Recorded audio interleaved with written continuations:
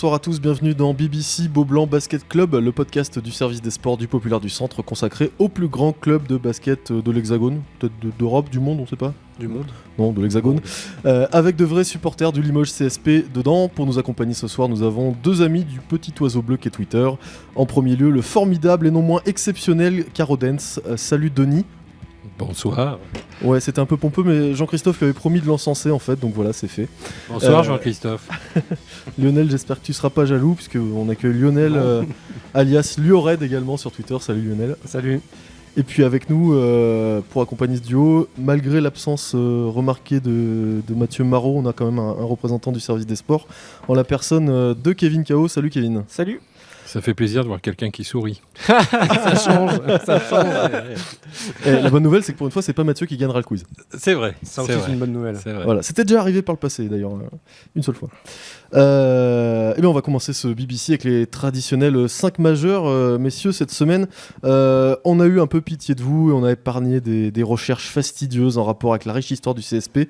Notre ami Jean-Christophe, qui est en vacances, nous a concocté quand même un petit thème assez sympa. C'est le 5 majeur des joueurs JFL qui évoluent cette saison en JP Elite et que vous aimeriez bien avoir dans votre équipe.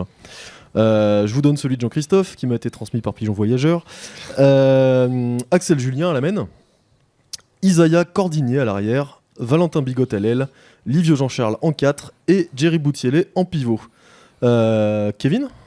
En arrière, je mets Jean-Baptiste Maille et Axel Julien. À l'aile, je mets Isaiah Cordonnier. Et à l'intérieur, je ferai un duo Yaboudziele et Ouattara. Ouais, des petits points communs quand même avec le chef. Mais je voulais pas copier. Lionel ?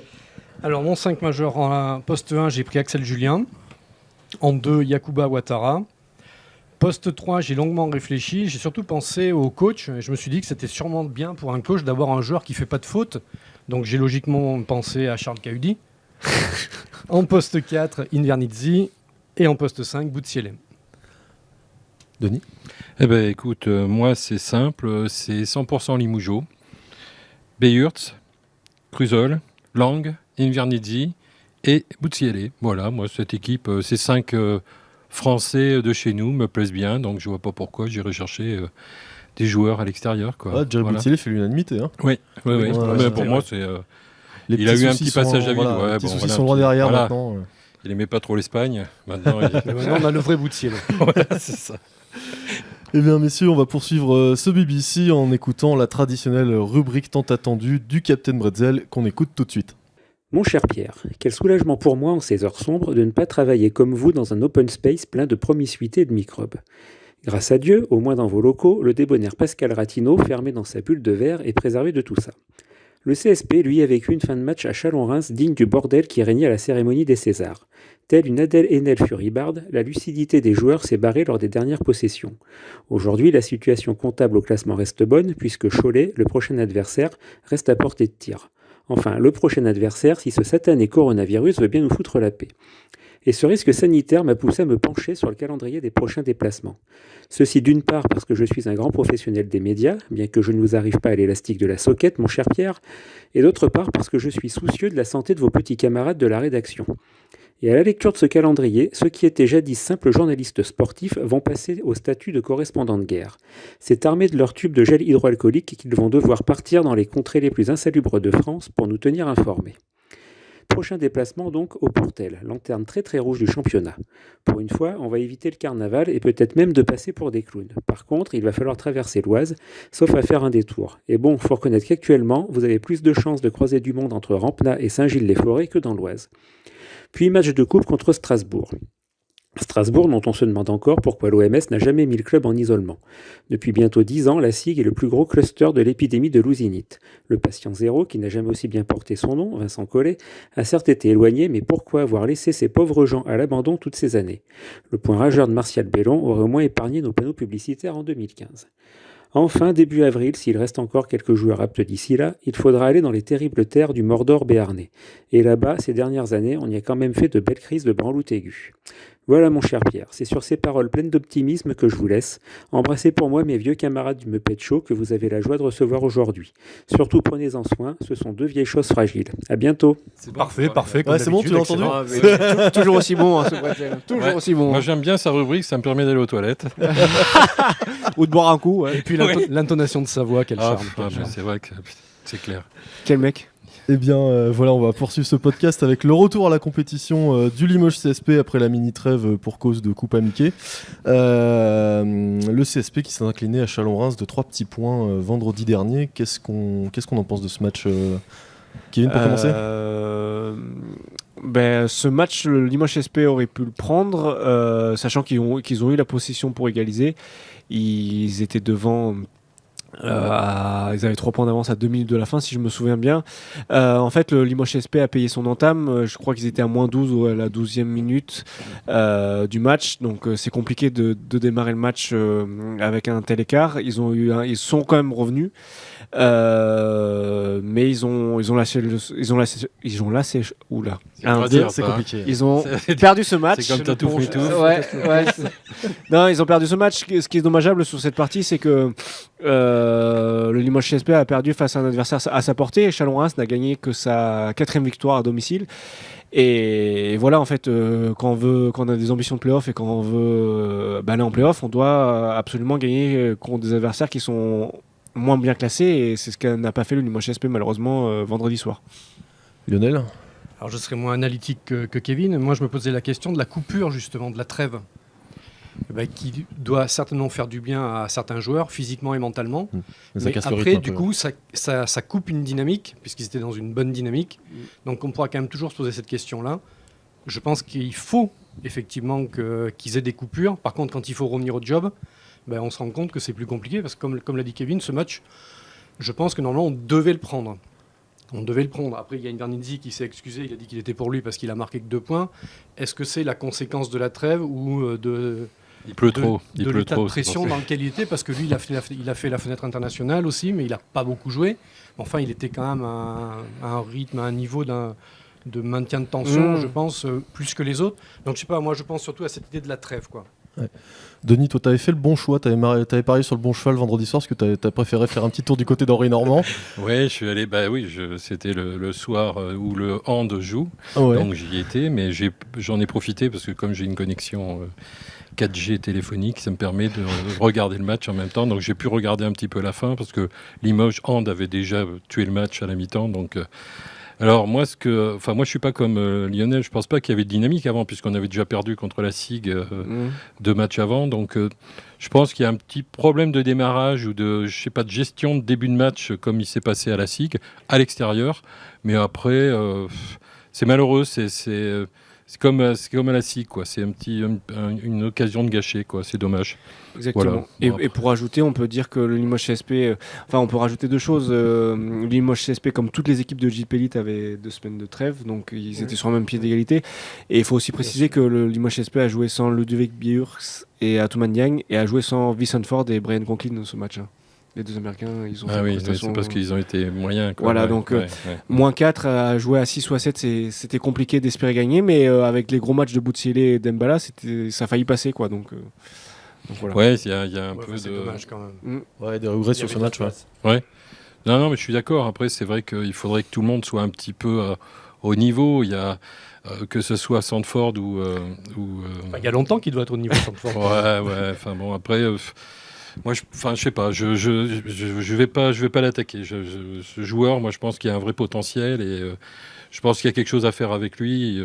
Ça reviendra. Mais bon, ça va venir quand ? Je sais pas. Il est où le blocage ? Tu vas le voir, tu lui demandes. Je sais pas, moi, je sais pas où il est le blocage. Tu sais, regarde, les joueurs, ils ont été transformés à un moment donné en début de saison. On n'a pas du tout les mêmes joueurs que lorsque c'était Alfred Jules qui bien sûr, le coach a entraîné. Quoi, voilà, donc, je dis, il y a peut-être qu'il n'est pas parti sur une bonne dynamique ou il a, je sais pas, mais pourtant, moi, je pense qu'il y a quelque chose à faire avec ce joueur, quoi. Voilà. Et bien voilà pour ce match face à Chalon-Reims. Autre sujet, cette semaine, il y a eu une petite incertitude sur le match face à Cholet de samedi prochain. Bien évidemment, à cause du coronavirus et de cette mesure qui interdit les rencontres sportives couvertes supérieures à 5000 spectateurs. Le CSP a un petit peu rusé en limitant la billetterie pour avoir 4500. 4999. en suspendant la vente. Et passant sous la barre 4500. fatidique. Selon vous, ce match, il doit avoir lieu ou il fallait prendre les précautions et le reporter? Moi, j'ai lu le Popu aujourd'hui. Il y a un excellent Je n'ai pas lu le Popus aujourd'hui. Mais il y a une excellente interview du docteur, celui qui est dans Charlie Hebdo, là, j'ai oublié son nom. Patrick Pelou. Patrick Pelou, qui explique justement certaines choses. Bon, après, il a un discours rassurant. Après, moi, j'y serai pas. Donc, s'il y a des malades. Non, mais moi, enfin, faites le match. pourquoi pas sur les grandes manifestations. De toute façon, qu'il y ait ou qu'il n'y ait pas, tu te balades dans la rue, tu vas dans les grandes surfaces, tu vas n'importe où. Oui, la question c'est est-ce qu'on peut l'éviter de toute façon. Voilà, parce qu'on peut l'éviter, quoi. Je veux dire, si on l'aura. Après, il y en aura toujours pour dire qu'il faut le principe de Il précaution. faut faire comme le mettre Ludwig en œuvre, Beaulieu, mais- se cacher dans un bunker jusqu'à temps que la crise se termine, quoi. Ce qu'on peut dire, c'est que le Limoges SP a respecté les règles, dans le sens où on avait interdit à plus de 5000 personnes de se réunir dans des enceintes sportives fermées. Le Limoges SP a bloqué les places à 4500. Avec le staff, les joueurs, ils seront à 4600. Donc le match va avoir lieu. En tout cas, c'est en attente de. Si ça évolue pas, le match normalement aura lieu. Là, il est maintenu, Et quand même, on peut dire aussi que c'est mieux pour le Limoges SP de jouer devant 4500 personnes que de jouer à huis clos, comme ce qu'a Comme supposé certains sont en Roxana train de- Mariuseanu par rapport au PSG au match retour de la Ligue des Champions face au Borussia, qui pourrait avoir lieu à huis clos. Je pense que le Limoges SP a plus intérêt à jouer financièrement et en termes d'ambiance et en termes de sportif devant 4500 personnes qu'à huis clos. Ça, Oui, c'est mais au là, moins- ça dépasse quand même le débat sportif. Oui, ce qui se voilà, passe, quoi. c'est ça. Voilà, on va au-delà Après, quand même. sur la tenue au nom du match, ils ont respecté, en tout cas, ils sont dans les normes. Après, il fallait dire 5000, 4000, enfin, il fallait mettre une limite. Hein. La limite, elle est à 5000. Alors, s'ils font 4000, ben voilà, quoi. C'est Oui, mais en respecté. même temps, c'est paradoxal parce que ce matin, il y a aussi des millions de gens qui ont pris le métro pour aller au Exactement. travail à Paris. Quoi. Il y a Et eu ils sont aussi dans des espaces. Lyon qui sont Saint-Etienne confinés, qui a donc, eu, je sais plus combien des dizaines de milliers de spectateurs, même. Enfin, Ouais, ouais. Bon, après, c'est sûr que le métro, là, en termes de, bah, de c'est un lieu vrai de confinement, quoi. Donc, bouillon de culture, c'est total. Oui. Voilà, faut pas toucher les barres. Faut se tenir en équilibre, quoi. Faut pas toucher la barre. Voilà, alors qu'à Beaublanc, on est bien assis. À Beaublanc, on est bien assis. Voilà, il faut pas, tu touches pas ton voisin de. Du reste, c'est pas la peine de le faire. Ouais, pour ceux qui voient pas, ils sont en train de se faire des attouchements. Voilà. C'est ça. Et bien là-dessus, on va terminer avec ce premier débat. On va enchaîner avec le quiz. Ah, Alors, Tant attendu. on a eu pitié de votre pauvre culture basket. T'as Ah raison. oui, c'est clair. Ouais. On plaisante, hein, bien Non, évidemment. non, mais c'est vrai. Non, mais je suis non. nul. Et on va chercher des joueurs qui... Kevin, ne reluque Ouais. pas sur mes fiches. je vous regarde, les gars. Des joueurs qui jouent en Jeep Elite cette saison. Et parmi eux, il y a quelques grands amis du Limoges CSP. Ah oui. Je suis né le 27 avril 96, à Albi, dans le Tarn. Et jusqu'à présent, je n'ai connu qu'un seul club dans ma carrière depuis mes débuts. Rémi Lescar. Non. Bah non, il est Vingt- pas qu'un du seul Tarn, club. lui. L'autre. Il est là. des Landes. Cavalière. Oui, alors je crois que Kevin a bredouillé le premier le nom, on va lui Ouais, je accorder. bégaye beaucoup. Ah, les parce gars. qu'il faut trouver des mecs de Pau aussi. Il faut trouver il des a grands dit amis des du grands Limoges amis du CSP. CSP. Ah, Donc c'est- Cavalière. Ah ouais, d'accord, ok. Oui, Léopold. donc, Allez, un point pour Léopold. Kevin. Ah d'accord, ok, super. Attendez, je check la prochaine réponse avant parce que je peux me faire avoir. Je suis né le 18 septembre 89 à Pau, bah tiens, comme par hasard. Oh, putain. Je mesure 1m90 et je suis arrière. Bah, Rémi Lescar, cette fois-ci. Et non.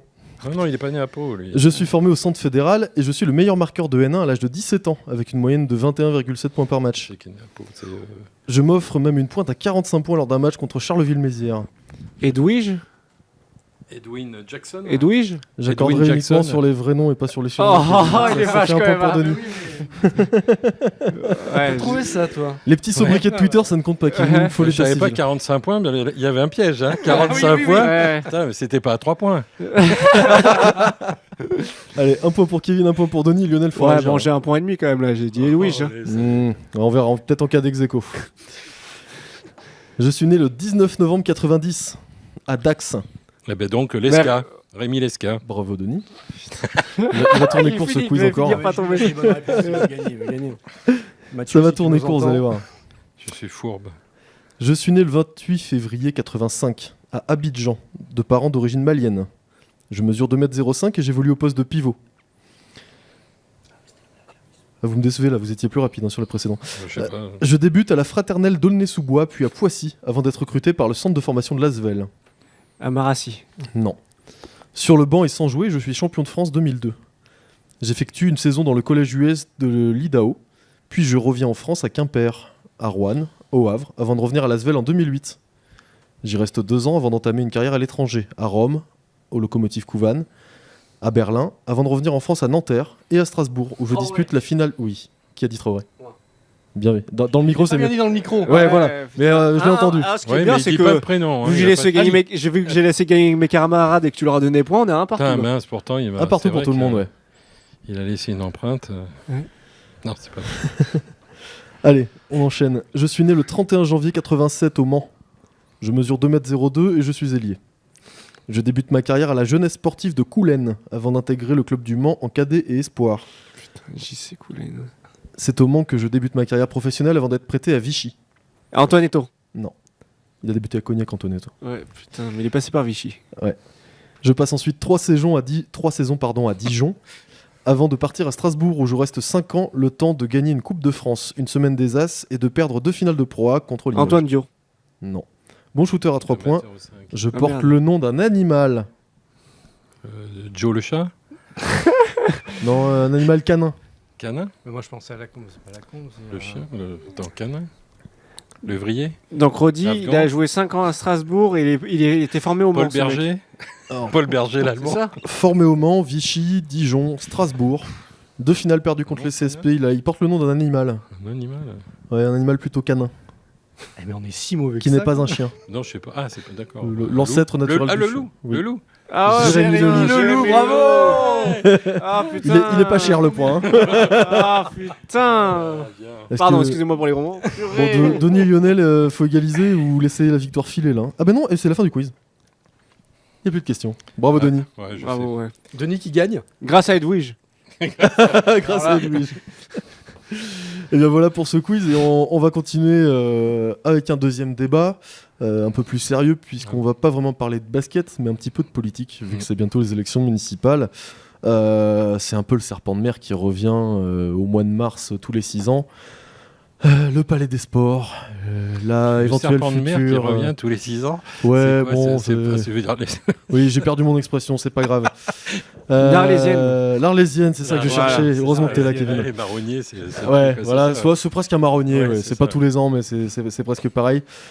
Qu'est-ce qu'on fait? Est-ce qu'on rénove Beaublanc? Est-ce qu'on fait une grande aréna de 18 000 places à L'Andouge, à la place de la caserne Marceau Est-ce que vous avez entendu les propositions des candidats là-dessus Non, enfin, à un moment donné, il avait été cité par M. Lamberti, une aréna de 8000 places, qui après a dit que en fait, Forté ne voulait pas, Frédéric Forté ne voulait pas, etc. Enfin bon, de toute façon, une 8000 places, pour moi, je pense que c'est une erreur. Tu remplis pas une 8000 places à chaque match, quoi. C'est pas possible. Donc, si c'est pour que ça sonne creux, aucun intérêt. Par contre, je dirais pourquoi pas. Il y avait des idées de rénover Beaublanc, mais pour ça, il faut trouver un point de chute le temps de la Oui, en rénovation. attendant quoi. les travaux. Ouais. En tout cas, ça fait réagir les politiques parce que je l'ai noté. Ah, bien. Il y a eu Dans ton micro. le 26-02, Attends. il y avait le débat des municipales sur France 3. Oui. Et donc, M. Lamberti est reparti sur ça. Et il s'est quand même fait tacler par un candidat de la liste de gauche citoyenne, M. Yassine Amrouche, qui a encore dit une fois de plus, mais c'est encore un mensonge, etc., etc. Donc ça fait quand même réagir tout le monde. C'est sensible comme sujet. Bah, c'est Après, moi, je veux bien croire que... c'est que sensible monsieur- comme le Zénith. Hein. Parce que le Zénith, nous on est vieux, donc on a connu les années Sans Zénith. sans Zénith, etc. Mais c'est vrai que Alain Rodet, à l'époque, était souvent à chaque cité à dire Limoges, il va y avoir un Zénith, il y aura un Zénith. Enfin, ça revenait comme le serpent de mer qui. Mais la volonté, elle peut être là, mais je pense que c'est quand même très long à mettre en œuvre. Il y a un processus qui doit être énorme. Il faut déjà trouver le lieu. Si on construit, il faut trouver le financement. Et puis après, j'imagine, je ne suis pas urbaniste, mais il y a quand même des choses à respecter. L'inscription dans la ville, Non, mais ça ne se fait pas au hasard, tout ça. À un moment, l'idée de mettre, ils avaient dans l'idée de faire une petite salle de 4000 places à côté du stade de Beaublanc. Il y a le etc. VIP là et les terrains de tennis. Enfin, voilà. Moi, je dis pourquoi pas. Moi, je pense que c'est pour je moi crois une que bonne idée. Donc, hein. pour rebondir sur ce que tu disais, Émile Roger Lamberti s'est fait élire en disant en promettant une arena, effectivement. Et ses propos après ses propos ont été de dire, une fois qu'il a été élu, la première fois qu'il a rencontré Frédéric Fortet, lui a dit non, surtout ne faites pas une arena, vous allez détruire le club.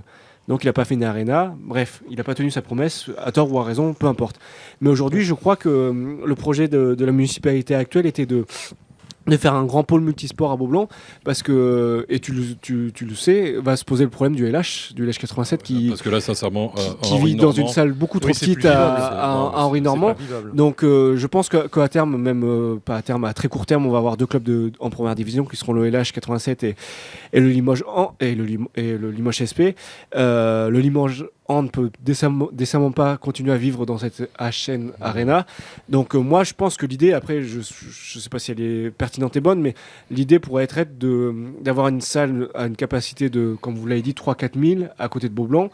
Et Beaublanc, enfin les deux peuvent vivre l'un à côté de l'autre, et Beaublanc, forcément il faudrait continuer à l'agrandir, peut-être en mettant le CSP temporairement dans l'autre salle et agrandir Beaublanc, mais moi je vois mal construire une autre salle et délaisser cette mythique salle de Beaublanc. Il faut changer ces loges oui, il faut la garder, VIP mais je pense, si tu construis, on va dire, une annexe de Beaublanc, est-ce que tu rénoves Beaublanc quand même du coup? Je pense que ça serait l'idée, parce que donc il faut quand même aussi un financement. Il faut une énorme. salle de 6000 à un moment donné, parce que tu les remplis les 6000 sur des matchs comme ils appelaient à un moment donné le CSP, les matchs hors. Donc il faut que tu aies une arène, mais qui soit... Parce que tu remplis pas un Boulazac Limoges, excuse-moi, tu fais pas 8000 places. Quoi. Non, mais même d'autres affiches, tu rempliras pas. Mais enfin, voilà, mais si mes souvenirs sont bons, on pouvait pas agrandir ou améliorer Beaublanc. Parce que le Limoges SP n'avait pas de salle pour temporairement, en fait, on était obligé de fermer Beaublanc pendant 1, 2 mois, 3 mois. On peut pas imaginer une structure temporaire comme on voit la Leaders Cup à Paris, par exemple, en tubulaire sous un chapiteau. Comme ils avaient fait une année, enfin bon, je suis un vieux, donc j'ai connu un match contre les Grecs au Parc des Expos. Au Parc des Expos. Avec, là, c'était une installation plus que précaire. T'étais déjà vieux à l'époque? J'étais déjà vieux, ouais. D'accord, ça remonte, hein. Ouais, c'est ça. N'empêche, il faut quand même trouver le financement pour tout ça. Évidemment. Bah oui, parce que si tu construis on va dire une salle annexe, tu mets la jauge à 3-4 000? Moi je dis 4 000, ouais, pour moi c'est... Tu disais 3 500, mais 3 500, 4 000, enfin voilà quoi. Pour moi c'est la bonne idée, hein, il faut les sortir. Parce que si le hand, ils veulent à un moment donné, au fait, s'ils veulent monter en division supérieure, il va leur falloir un potentiel à 3005 places. Non, mais il leur faut un stade qui convienne, qui soit digne de ce nom, c'est sûr. Henri Normand, non. Puis même, enfin, je veux dire, il faut que aussi la billetterie amène aussi évidemment, un peu de évidemment. tout, quoi. Parce qu'aujourd'hui, le gros handicap de Beaublanc, c'est qu'il est difficilement modulable. Il faut plusieurs jours pour changer le parquet. Même le VIP du CSP, avant, il fallait aller à la tente. Si tu as envie d'aller aux toilettes, il faut aller... Puis les toilettes à Beaublanc, c'est des WC à la turque. Enfin, on est dans une autre époque. Il faut plus qu'un coup de peinture. Il faut plus qu'un coup de peinture, c'est clair. Voilà. S'il faut faire l'amiante, on sera là. On n'avait pas dit, on est toujours des publicité pour les entreprises personnelles. On ira gratter. On ira gratter. N'empêche, qui finance ça? Toi et moi. Tes impôts? Moi, mais est-ce que nos impôts suffisent? J'habite pas Limoges. On a bien construit un stade à 60 millions d'euros. Un demi-stade, tu veux dire? Non, un 2 tiers stade. Un 2 tiers. Un 2 tiers? Ouais, de dessus, on voit bien qu'il y a 2 tribunes de fête. Ah oui, sur c'est la vrai, t'as troisième. raison, il y a le virage. Il n'y a jamais eu de tribune au fond, donc voilà. Non, après qui finance, après c'est des projets de développement. Est-ce que le sport est une priorité pour le futur maire? Je sais pas, mais quand tu vois qu'on était capable de construire un stade à 60 millions d'euros, enfin un demi-stade ou un 2 tiers stade comme tu veux, c'est possible. Enfin, non, mais je suis entièrement d'accord, mais la question va se poser. C'est peut-être parce qu'on a construit le stade que c'est plus possible de faire une salle. Oui, voilà, exactement.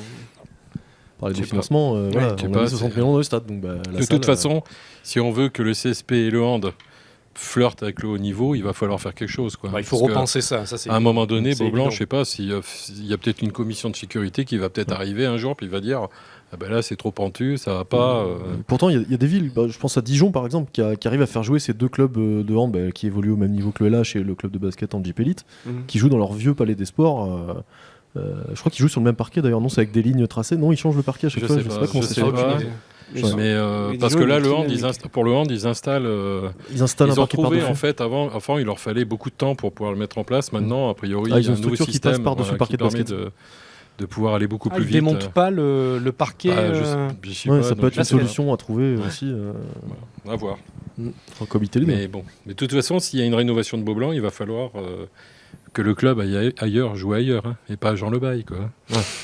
Ou la Salmu. On délocalise Voilà, Salmu. à Ouais, mais la Boulazac. Salmu, il y a l'ABC. L'autre avantage, tant qu'on est, Fétia. tant qu'on Mais est non, dans faut pas toucher Fétia. j'ai Non, vu. mais l'autre avantage, tant qu'on est dans ce débat, c'est que les délocalisations, enfin, le fait que le hand joue plusieurs fois à Beaublanc oblige les basketteurs du CSP à se trimballer à la salle Mu, comme vous l'avez dit, ou à la salle Grelet. Et peut-être d'avoir cette salle annexe pourrait avoir un lieu d'entraînement toute l'année, le même Oui, lieu mais d'entraînement, évidemment, sans évidemment. trimballer les Et c'est sur basketteurs. le même Et même, site. et même les jeunes, je pense aux espoirs aussi, qui eux, ils se font plusieurs gymnases dans la saison.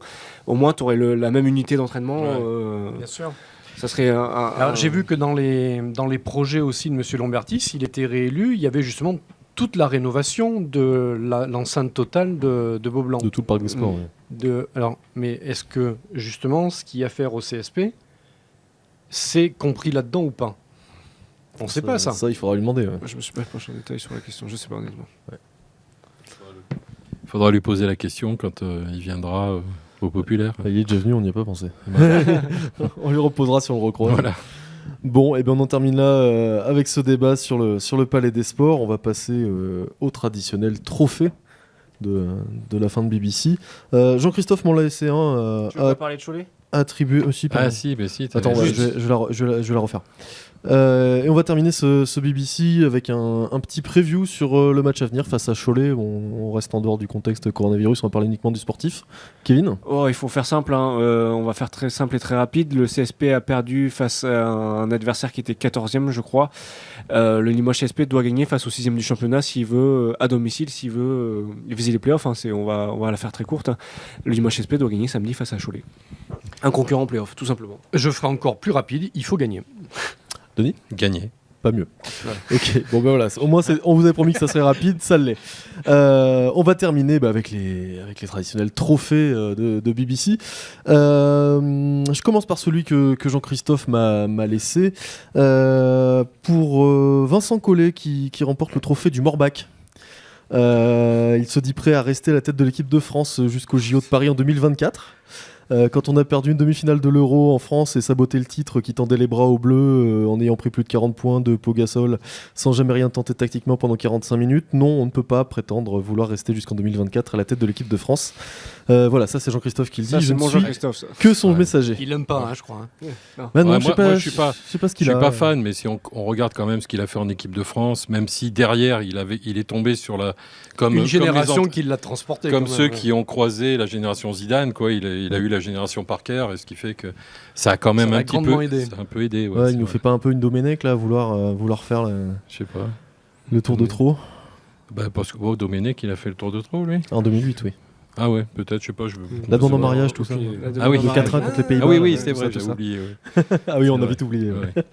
Ouais. Moi j'en ai un, c'est un petit trophée en zappant sur les highlights de NBA, un petit trophée du randonneur pour, je crois que c'est Paul George, qui contre les Grizzlies a fait un joli marché magnifique là, sur Ah un oui, dunk. j'ai vu la Je vidéo. vous le recommande Ouais, si vous ne l'avez pas j'ai encore vu. Ouais, il a fait 5 pas. Allez vous balader sur Twitter, il a 5 il pas, a mais pas c'est mal autorisé tourné. Ouais. maintenant en NBA, Non, 5 mais 5 Ouais. pas, c'est vraiment littéralement 5 pas. Ouais, C'est voilà. impressionnant. Ouais.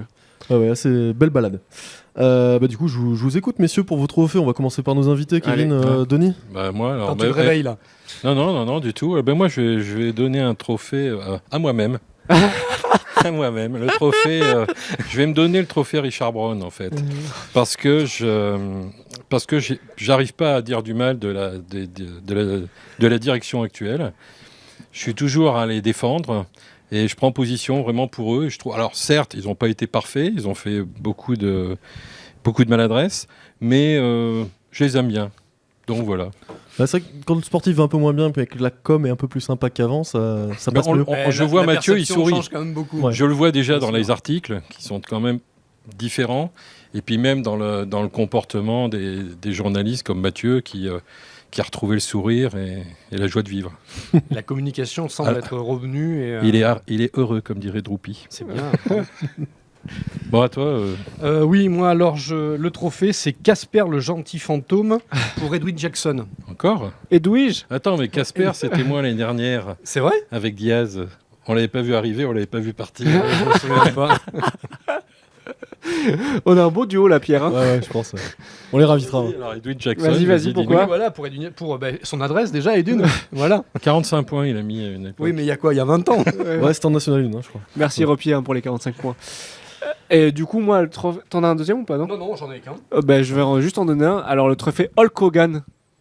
Vous l'avez connu? Hogan. Ah, le catcheur avec la grosse moustache. Ah là, oui, ouais. qui était cheveux Le blancs, catcheur là. emblématique, Ouais, quand on regardait sur RTL 9, Il c'est faisait ça même sur, une série, il y avait une série. Oui, de- exactement. Quand t'étais riche, toi, t'avais le câble. Ouais. Eh ben, je le donnerais à Benoît Mbala qui a fait une entrée magnifique quand même vendredi soir. Le CSP, il est rentré à la 14e minute, le CSP était de mener 12 points et en fait il est rentré, il a tout défoncé sur son passage. Je crois que sa première action c'est un contre, après il a pris un rebond, après il a vraiment déménagé sur le cercle. C'est un garçon qui est pas vraiment très grand, Mais moi, il je doit le faire trouve aux bien, alentours moi, de ce 2 joueur. mètres. Et c'est pas un garçon qui a des belles mains, mais Il a, Mais il est il a- l'impact qu'il a eu vendredi en termes d'engagement, d'énergie et dans la raquette, personne en fait, du côté de Chalon-Reims, personne n'a été capable de l'arrêter licitement. Ils étaient obligés de faire des fautes sur lui. Mais moi, je le trouve Il a bien. été très Moi, fort, sincèrement, très bon. Moi, c'est un mec que je trouve bien. Après, il a un souci, c'est que des fois, il n'est pas constant sur le terrain. C'est-à-dire qu'il fait des fautes d'inattention, Oui. des choses comme ça. Mais par contre, il faut lui donner le ballon à un mètre. En termes il monte, il d'intensité claque un et dunk, d'investissement, ça. oui. Il y a Surtout une qu'apparemment, il a fait un bon passage, je crois, même en sélection nationale. Oui, là, La canne, il est. Hein contre l'Asvel, fait il des tente un 18 dunk. évaluations moyennes, Il y a ouais. un arrachage de bras sur lui, sur le dunk qu'il fait là. Je sais plus comment s'appelait le pivot en face. Mais bon, voilà. Quoi. Mais c'était c'est- KUD, il n'y a pas faute avec KUD. Non, KUD, mais ça, c'est clair. C'est pour ça Intouchable. jamais faute, Bon. KUD. Voilà. Bon, et ben c'est tout pour les trophées de cette semaine. Ce podcast est terminé. Vous pouvez le partager, le commenter sur notre site internet lepopulaire.fr et sur notre page Facebook Le Populaire Sport. N'hésitez pas aussi à le partager sur Twitter en suivant le popu-8 sport au pluriel. On se retrouve dans une semaine pour CSP Time et puis de nouveau dans 15 jours pour un nouveau numéro de BBC. Salut messieurs. Au revoir. Salut.